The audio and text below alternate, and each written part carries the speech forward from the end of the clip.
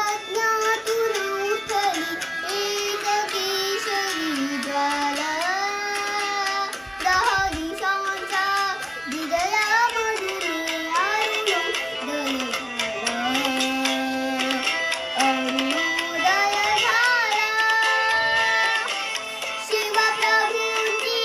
नजर फिरे आला उठे मुलुख सारा दिशा दिशा भेदीत धावल्या खळगांच्या धारा हे तुफान स्वातंत्र्याचे